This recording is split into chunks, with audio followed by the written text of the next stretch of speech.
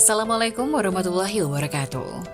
Halo pemirsa dimanapun kalian berada, salam sejahtera untuk kita semua.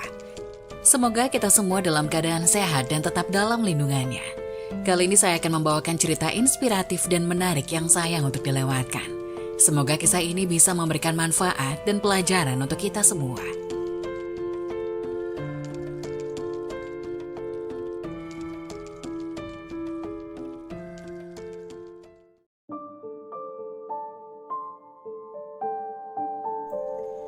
Kisah seorang ahli kubur yang berhenti didoakan anaknya. Syekh Zainuddin Al-Malaybari dalam Irsyad Al-Ibad halaman 33 mengisahkan ada seseorang laki-laki bermimpi melihat beberapa ahli kubur yang keluar dari kuburnya.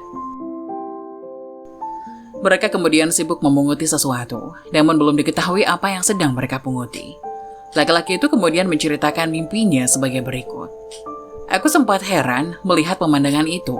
Belum usai keherananku, terlihat ada seorang ahli kubur yang tengah duduk dan tidak ikut memunguti sesuatu bersama mereka. Aku coba menghampirinya dan bertanya, apa yang sedang dipunguti mereka? Ahli kubur yang duduk tadi menjawab, kebaikan yang berasal dari bacaan Al-Quran, sedekah, dan doa yang dihadiahkan kaum muslimin untuk mereka. Aku kembali bertanya, lantas mengapa engkau tak ikut memungutinya? Dijawabnya, aku sudah cukup. Aku pun bertanya lagi, karena apa engkau tidak memerlukannya?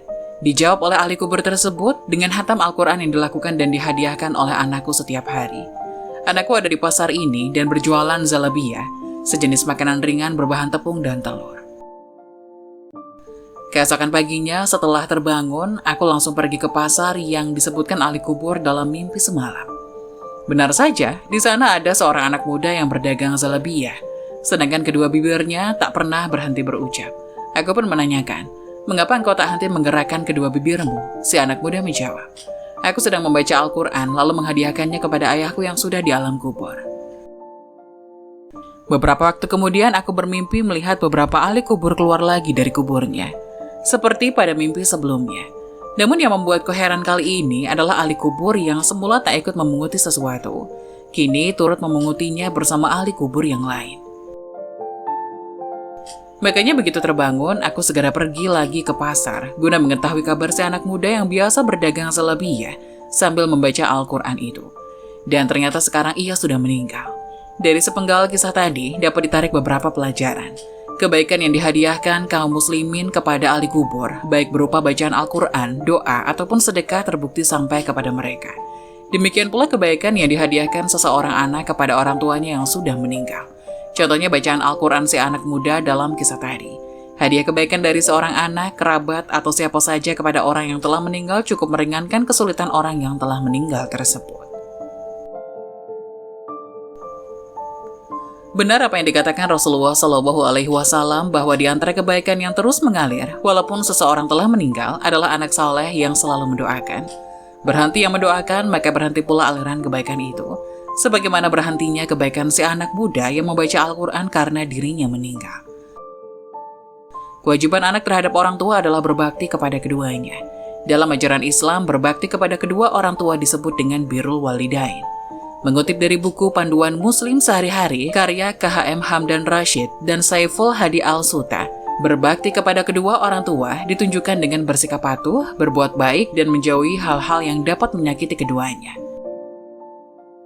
Kedudukan orang tua sangat mulia di sisi Allah Subhanahu wa Ta'ala. Bahkan dalam Al-Quran, umat Islam setelah diperintahkan untuk beribadah kepadanya, Allah Subhanahu wa Ta'ala pun kemudian memerintahkan untuk berbakti kepada kedua orang tua.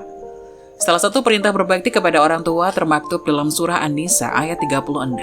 Allah Subhanahu wa Ta'ala berfirman, sembahlah Allah dan janganlah kamu mempersekutukannya dengan sesuatu pun, dan berbuat baiklah kepada kedua orang tua. Lantas apa saja kewajiban anak terhadap orang tua untuk berbakti kepada keduanya? Berikut ini penjelasannya. Dikutip dari buku Pendidikan Agama Islam, Akidah Akhlak karya Haji Thoyib Shah Saputra, ada beberapa kewajiban anak terhadap orang tua. Berikut diantaranya. 1. Menghormati dan memenuhi hak-hak kedua orang tua. Islam memposisikan kewajiban memperlakukan kedua orang tua dengan baik setelah perintah untuk menyembah Allah Subhanahu wa Ta'ala.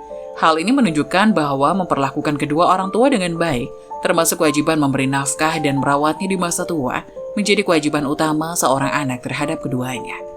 Dalam Al-Quran Surah Al-Isra ayat 23, Allah berfirman, "Dan Tuhanmu telah memerintahkan agar kamu jangan menyembah selain Dia dan hendaklah berbuat baik kepada ibu bapa. Jika salah seorang di antara keduanya atau kedua-duanya sampai berusia lanjut dalam pemeliharaanmu, maka sekali-kali janganlah engkau mengatakan kepada keduanya perkataan ah, dan janganlah engkau membentak keduanya, dan ucapkanlah kepada keduanya perkataan yang baik." 2. Tidak berbuat durhaka kepada orang tua. Kewajiban anak kepada orang tua ditunjukkan dengan tidak berbuat durhaka kepada keduanya. Para ahli tafsir menerangkan kandungan surat Al-Isra ayat 23 sebagaimana disebutkan tadi, bahwasanya kata ah kepada orang tua merupakan bentuk ucapan durhaka dan Allah Subhanahu wa Ta'ala sangat melarangnya. Oleh sebab itu, seorang anak haruslah mengucapkan perkataan yang mulia kepada orang tua. Imam Abu Abdullah radhiyallahu anhu berkata, anak durhaka dapat melakukan kebajikan apapun yang dikehendakinya, tetapi tidak mungkin masuk surga.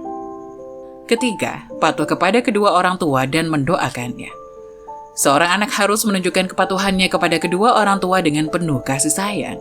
Selain itu, seorang anak memiliki kewajiban untuk mendoakan kedua orang tua agar keduanya dikasihi Allah Subhanahu wa Ta'ala, sebagaimana mereka mengasuhnya di waktu kecil. Allah Subhanahu wa Ta'ala berfirman dalam surat Al-Isra ayat 24, "Dan rendahkanlah dirimu terhadap keduanya dengan penuh kasih sayang dan ucapkanlah, wahai Tuhanku, sayangilah keduanya sebagaimana mereka berdua telah mendidik aku pada waktu kecil." 4. Berterima kasih kepada orang tua. Berterima kasih kepada orang tua diposisikan setelah perintah untuk bersyukur kepada Allah Subhanahu wa Ta'ala. Hal ini menunjukkan bahwa berterima kasih kepada orang tua turut menjadi kewajiban yang utama. Dalam Al-Quran Surah Luqman ayat 14, Allah berfirman, "Dan kami perintahkan kepada manusia agar berbuat baik kepada kedua orang tuanya. Ibunya telah mengandungnya dalam keadaan lemah yang bertambah-tambah dan menyapunya dalam usia 2 tahun. Bersyukurlah kepadaku dan kepada kedua orang tuamu, hanya kepadakulah kembalimu." 5. Bergaul dengan santun terhadap kedua orang tua.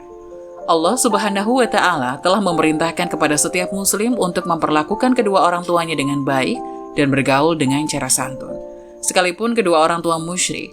Perintah ini termaktub dalam surah Al-Ankabut ayat 8. Kami telah mewasiatkan kepada manusia agar berbuat kebaikan kepada kedua orang tuanya. Jika keduanya memaksamu untuk mempersekutukanku dengan sesuatu yang engkau tidak mempunyai ilmu tentang itu, janganlah engkau patuhi keduanya. Hanya kepadaku kamu kembali, lalu aku beritahukan kepadamu apa yang selama ini kamu kerjakan. 6. Menyambung silaturahmi dengan orang-orang terdekat kedua orang tua. Kewajiban anak terhadap orang tua lainnya adalah menyambung silaturahmi dengan orang-orang terdekat kedua orang tuanya.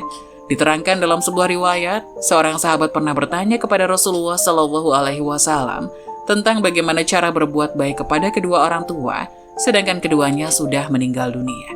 Sahabat bertanya, "Wahai Rasulullah, adakah yang tersisa untuk berbuat baik kepada kedua orang tuaku setelah keduanya meninggal?"